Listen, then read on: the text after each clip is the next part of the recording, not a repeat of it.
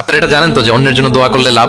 ধরেন যে আপনার এক ভাই দারিদ্রের কষাঘাতে জর্জরিত, টাকা পয়সা না, দোয়া করলেন যে আল্লাহ আমার ভাইটা আর্থিক সমস্যায় আছে, তার আর্থিক সমস্যা দূর করে দাও। ফেরেশতারা দোয়া করে, আল্লাহ যিনি দোয়া করলো তার যদি আর্থিক সমস্যা থাকে তুমি আগে তার আর্থিক সমস্যা দূর করে দাও। সুবহানাল্লাহ সুবহানাল্লাহ বিহামদি। তো এক লোক এই হাদিসের ফজিলত শুনে ইফতারির পূর্ব মুহূর্তে যেহেতু দোয়া কবুল হয়, তার ওয়াইফ ইফতারি তৈরি করতেছে, এই হাদিসের ফজিলত শুনে এক লোক তার বন্ধুর জন্য দোয়া করতেছে যে আল্লাহ আমার বন্ধুটা তো এখনো বিয়ে হয় নাই, তুমি সুন্দরী রূপবতী একটা স্ত্রীর ব্যবস্থা করে দাও আল্লাহ আমার বন্ধুর। এই দোয়া শুনে তার স্ত্রী তো রেগে মেগে আগুন, সেই ইফতারি রেখে দিয়ে এসে বলে, এই এত বড় সাহস, কি দোয়া করো এসব উল্টা পাল্টা? স্বামী বলে, কি দোয়া উল্টা পাল্টা, কি দোয়া করলাম? আমি তোমার বন্ধুর জন্য দোয়া করছি যে আল্লাহ তারে তুমি রূপবতী সুন্দরী স্ত্রীর ব্যবস্থা করে দাও। তো ওয়াইফ বলে, এই তুমি কি মনে করছো আমি হাদিসটা জানি না যে অন্যের জন্য ভালো কোনো দোয়া করলে আগে এটা নিজের জন্য কবুল হয়? সুবহানাল্লাহ। দেখেন ইসলামের বিধান কত সুন্দর। আপনি অন্যের কল্যাণ কামনা করলে এই কল্যাণ ফিরে আপনার দিকে আসে আগে। সুবহানাল্লাহ। তো এই বেদুইনের এটা জানা ছিল না, সে এসে দোয়া করতেছে, আল্লাহুম্মা আরহামনি ওয়া মুহাম্মাদা ওয়া লা তারহাম মা'ানা আহাদা। আল্লাহ তুমি শুধু আমারে রহম করো আর মুহাম্মদ সাল্লাল্লাহু আলাইহি ওয়াসাল্লামের রহম করো, আমাদের দুজনের সাথে আর কাউরে রহম করো না। রাসূল ইসলাম তাকে বলেন, হায় রে, একটা প্রশস্ত বিষয়কে সে সংকীর্ণ করে ফেললো। আফসোস করে বলতেছে, কারণ আল্লাহর দরবারে রহমের কি কোনো ঘাটতি আছে বলেন তো? আল্লাহর দরবারে রহমতের কোনো কমতি আছে? নাই।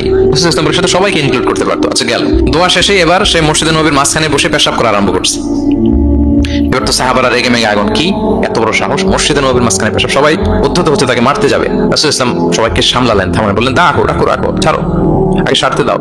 কারণ কেউ যখন ওয়াশরুম সারে মাঝখানে তাকে ডিস্টার্ব করা যায় না, এটা তার ক্ষতি হবে। রাসূল ইসলাম বললেন রাখো, লেট হিম পাস ইউরিন, তাকে কাজ সারতে দাও। সে কাজ সারলো। এবার রাসূল ইসলাম বললেন, ও হারিয়াতু আলা বাউলিহি সাজলান মিন মা, তার পেশাবের উপর এক বালতি পানি ঢেলে দাও, দিয়ে ফেললো। এবার রাসূল সাল্লাল্লাহু আলাইহি ওয়াসাল্লাম বললেন, ইন্নামা বুইসতুম মুয়াসসিরিন ওয়া লাম তুবআসু মুআসসিরিন।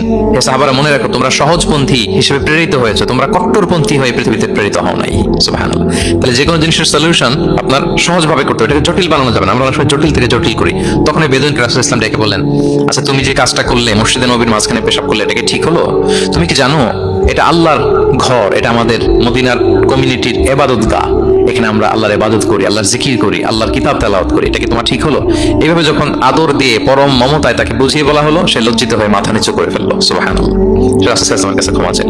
আপনি কোমলতা, ভালোবাসা দিয়ে যা জয় করতে পারবেন, কঠোরতা দিয়ে সেটা পারা যায় না, খেয়াল রাখবেন। ভালোবাসা দিয়ে যেভাবে আপনি মানুষের হৃদয় জয় করতে পারবেন, কঠোরতা দিয়ে পারবেন না। এজন্য ইসলাম ফ্লেক্সিবিলিটিতে বিশ্বাস করে। ফ্লেক্সিবিলিটি, লা ইকাল্লিফুল্লাহু নাফসান ইল্লা উসআহা।